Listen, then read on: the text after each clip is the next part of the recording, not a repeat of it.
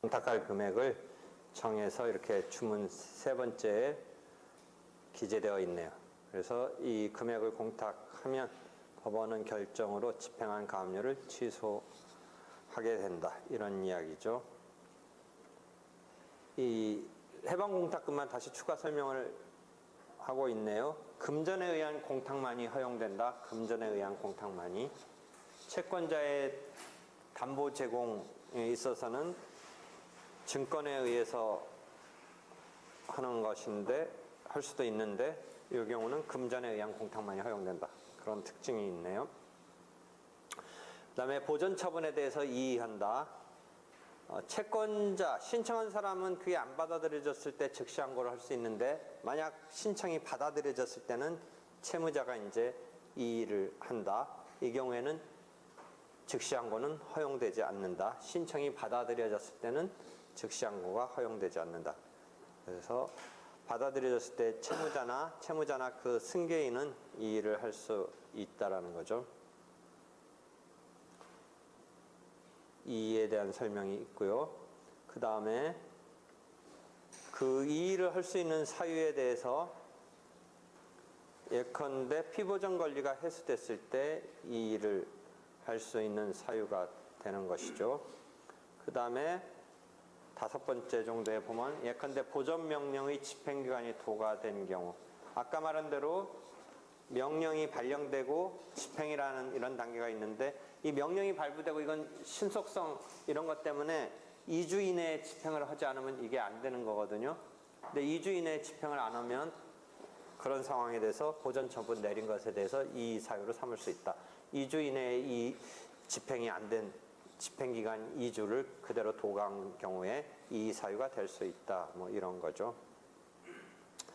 이 이의에 대한 심리는 발령된 거와는 달리 이제 이 채무자가 이의하면서 채권자와 어떤 서로 간에 뭔가 주장 변명 등을 펼칠 기회가 변론 기일이라든지 신문 기일을 정해서 심리가 된다. 이런 이야기죠.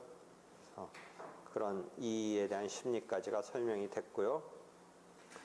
한편 이의와 달리 취소라는 제도가 있는데 이의는 그 자체에 대해서 당부를 재심사하는 것인데 대해서 취소 절차는 유효하게 발령된 보전 처분을 별개의 절차를 통해서 실효시키는 제도다. 그 점이 차이가 있다. 다시 말하면 이의는 해당 보전 처분의 당부, 즉 발령 자체를 그 자체를 탓하면서 불복하면서 재심사를 하는 것인데 대해서 취소는 유효하게 발령된 보전 처분을 별개의 절차를 통해서 실효시키는 제도다. 역시 이 취소 절차의 심리는 변론기일 또는 신문기일을 열어서 진행한다. 그 다음에 결정으로 이제 재판이 나온다. 뭐 이런 설명이 있네요.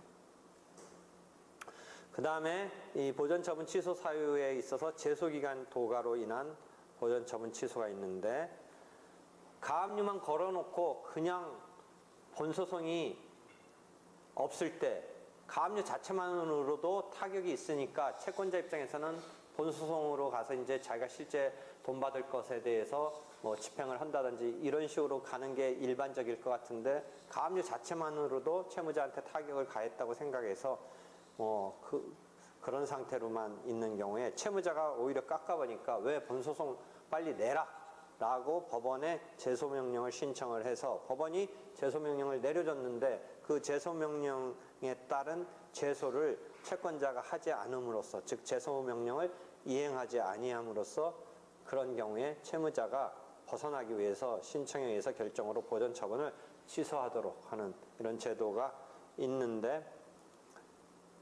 그 제목을 우리가 제소기간 도과로 인한 보전처분 취소라고 한다라는 거죠.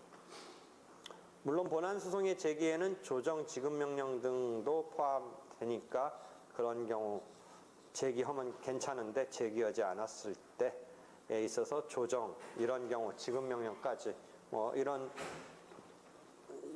신청이 있었다면 채권자로부터 있었다면 이런 경우는 해당 사항이 없다라는 것이죠. 그다음에 보전소송은 피보전 권리와 청구의 기초가 여기서 보전소송과 본안소송에 있어서 피보전 권리와 청구의 기초가 동일하면 되는 것이라는 것이죠. 그런 상태에서 꼭 이행소송이 아니더라도 본안소송은 확인소송이나 형성소송도 가능하다. 뭐 이런 이야기가 있네요. 요 구체적인 결정은 제소명령이 내려진 결정이네요. 당사자가 제소명령을 신청해서 법원이 제소명령을 결정으로 내린 그 결정문이네요. 그 다음에 사정 변경에 따른 보전처분 취소도 있다. 좀 아까는 제소기간 도가로 인한 보전처분 취소고 이 경우는 사정 변경에 따라서 보전처분의 이유가 소멸되거나 그 밖에 사정이 바뀌어서 이제 보전처분을 유지함이 상당하지 아니한 때 취소를 구할 수 있다. 마지막 판례적인 사항은 채권자가 본안소송에서 승소해서 즉시 본집행을 할 수 있음에도 그 전에 가집행 걸어놨던 것에 대해서 상당 기간이 지나도록 본집행하지 않았을 때 그 전에 가집행 걸어놓은 것이 사정 변경이 있었던 것으로 해서 보전처분을 취소할 수 있다. 뭐 그런 상황이네요. 그 다음에 본안에서 부재기로 인한 취소. 아까는 이제 제소명령이 있었는데 설사 제소명령이 없었더라도 집행 후 3년간 본안에서 부재기로 인한 보전처분이 취소되는 경우죠.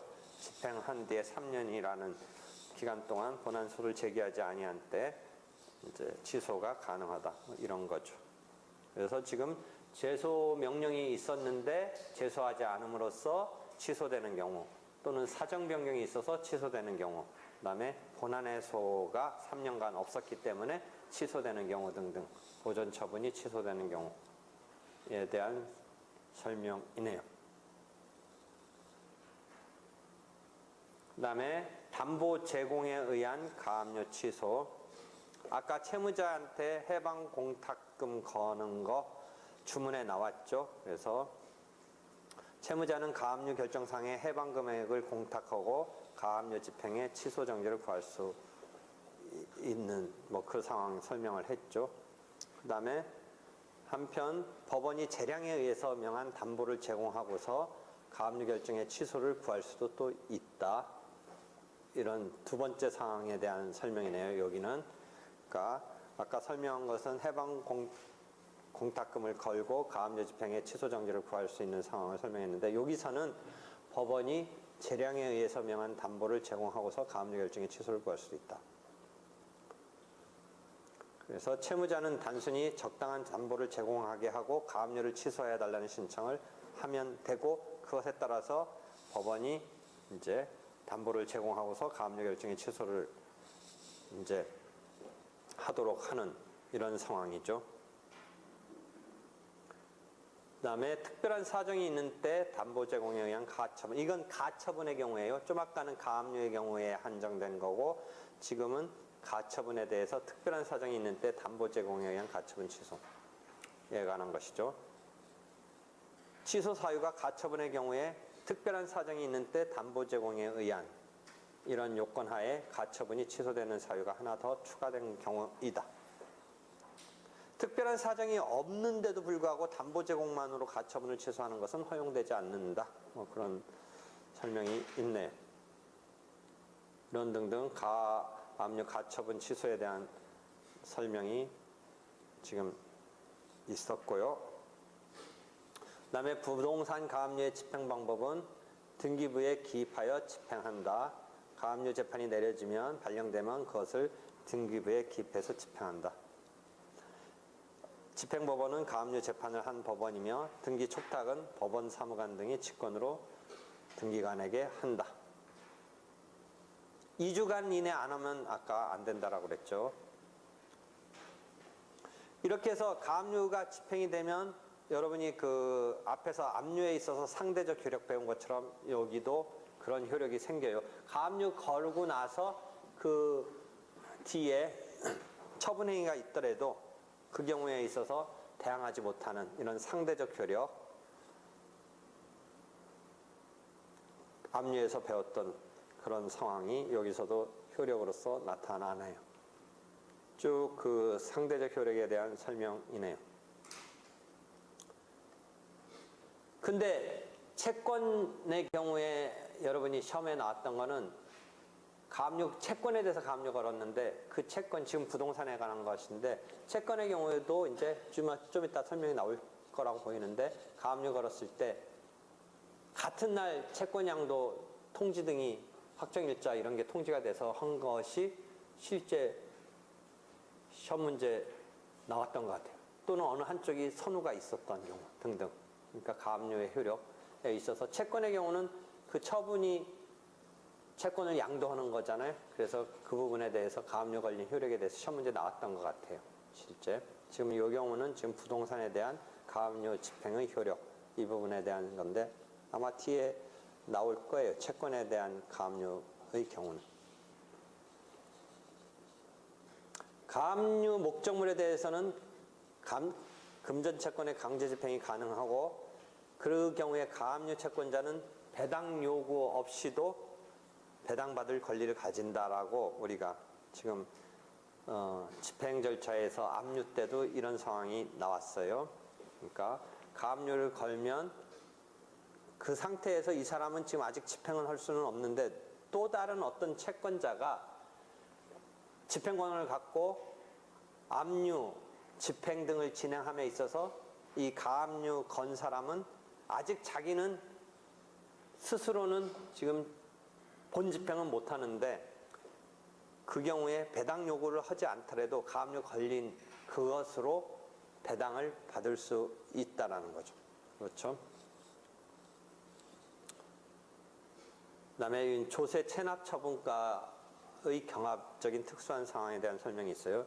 조세 같은 경우는 체납 처분이라고 하는 표현을 쓰면서 별도의 절차가 있는데 그 경우에 경합되는 상황에 대해서 그 체납 처분은 국세 등에 대한 조세 등에 관한 것이기 때문에 특별히 이 가압류 또는 가처분으로 인한 집행에 영향을 받지 아니하고 우선해서 조세 채권이 징수되기 위해서 영향받지 않고 스스로 절차가 진행돼요.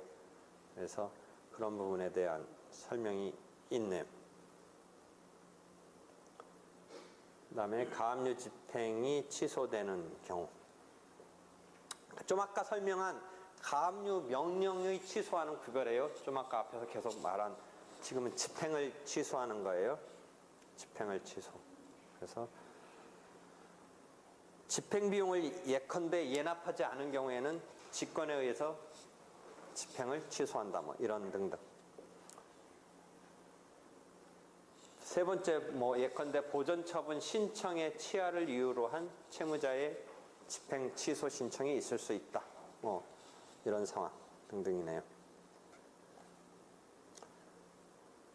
그래서 가압류 집행을 취소하는 결정문이 있네요. 가압류 자체 명령을 취소하는 것은 설명한 거고 지금은 집행을 취소하는 신청은 이유 있으므로 주문과 같이 결정한다. 이런 취소 있네요. 그 다음에 가압류가 본압류로 전이 내지는 이전되는 경우 이제 본안 소송 절차를 진행해서 확정 판결이 내려졌으면 그때 이제 원래 지금 가압류를 안 걸었으면 확정 판결을 갖고 집행권원으로 압류를 걸면서 이제 집행을 하는데 이미 가압류를 걸어놨기 때문에 이 가압류를 본압류로 전이 이전해서 쓸 수 있는 그런 상황이죠. 그래서 가압류를 걸어놨던 상황이라면 가압류 없이 판결 절차를 통해서 지금 판결을 받고 확정됐을 때에 강제 집행으로 압류, 현금화, 배당 이런 절차를 밟을 때 이미 가압류 있는 것을 압류로 전이한다. 이런 거죠. 이미 가압류를 걸어놨다면. 그렇지 않다면 이런 가압류를 본압류로 전이한다. 이런 개념은 나올 수는 없지요. 그 다음에 유체 동산에 대한 가압류 집행. 가압류 결정 자체는 법원이 해요. 우리가 지금 가압류 자체는 다 법원이에요. 우리가 일반적인 강제 집행하고 달리 가압류는 오히려 다 법원이에요. 다만 집행은 부동산의 경우는 집행법원, 지금 유체동산의 경우는 집행관이 하는 거죠. 집행기관이. 우리가 강제 집행해서 유체동산에 대한 집행관이 하듯이 이 경우. 그러니까 주의하세요. 가압류 결정은 자체는 법원이 하는 거고 그 집행은 유체동산에 관한 경우는 집행관이 한다. 그 다음에 압류와 같은 원칙에 따른다. 유체동산 가압류 집행의 조서는 유체동산의 압류 그거와 마찬가지로 생각하면 되죠. 압류와 같은 원칙에 따른다. 296조가 그렇게 규정하고 있네요. 그 다음에 채권에 대한 가압류 집행. 채권에 대한 가압류는 제3채무자에게 가압류 재판의 정본을 송달함으로써 집행하고, 그러니까 이 가압류 재판의 정본이 제3채무자에게 송달된 일시와 채권 양도가 이제 이루어지는 그 일시를 비교해서 시험 문제가 나왔던 것 같아요.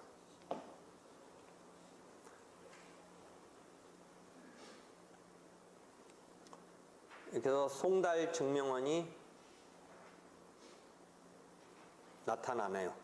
실제 기록형 등에도 이게 나오고 사례형에도 이 일자가 나와요. 제3채무자에게 송달된 이 일자가 의미가 있기 때문에 기록형에 있어서 가압류 결정이 있고 그 다음에 기록형 문제 보면 가압류 결정문이 있고 그 다음에 이 송달된 증명원이 있어요. 그 다음에 사례형에서는 말로 제3채무자에게 송달된 날짜가 항상 주어져요. 그것 때문에 문제를 내는 게 그가 보고 싶어서 내는 문제인 경우에 날짜가 당연히 의미가 있으니까요. 가압류의 효력은 변제를 금지하고, 그 다음에 이 경우에 가압류 걸려 있는데도 불구하고 채무자는 이행 청구가 가능하다. 그것이죠. 채무자가 이행 청구 가능하다. 이거 시험 문제 계속 나오죠. 그래서 단순한 인용 판결을 해야 되는데, 그게 이전 등기 청구권 같은 경우에 있어서 이제 가압류 걸려 있을 때는 해제를 조건으로 인용 판결이 나오는 경우와, 지금 금전 채권에 대해서 가압류 걸렸을 때는 실제 채무자가 이행 청구를 함에 있어서는 할 수 없는 건 아니고, 그래서 가압류 압류랑 앞에서 우리가 문제 계속 봤지만 가압류 압류랑 아니면 추심 명령이 걸려 있는 경우랑 아니면 전부 명령이 걸려 있는 경우랑 어떻게 되는지 계속 봤듯이, 여기 압류 걸려 있는 경우, 가압류 걸려 있는 경우는 청구함에 있어서 채무자가 청구함에 있어서는 문제가 있지는 않다라는 거죠. 그래서 재판상 이행 청구 가능하다라는 거죠. 단순한 인용 판결을 해야 되는 것이죠. 채권 지금 걸려 있는데 이전 등기 청구권 등에 가압류 걸려 있을 때는 해제를 조건으로 인용 판결한다. 계속 문제가 나오죠.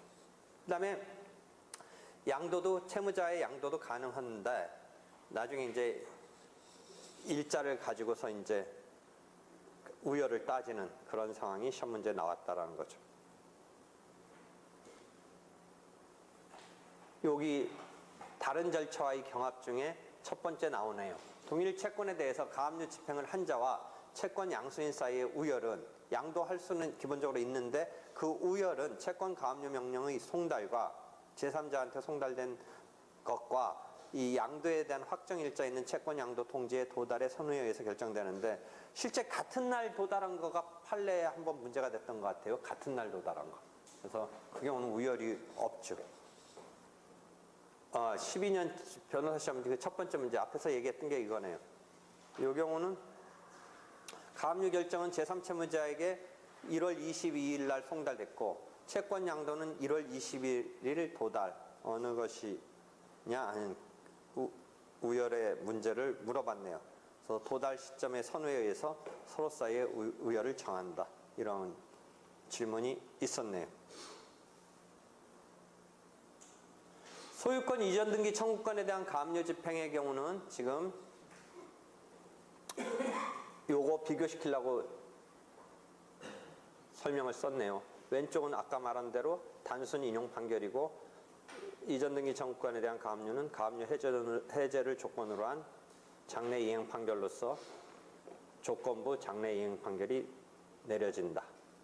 뭐 이런 것이죠. 이미 이거는 계속 질문한 경우 여러분이 봤었을 거예요.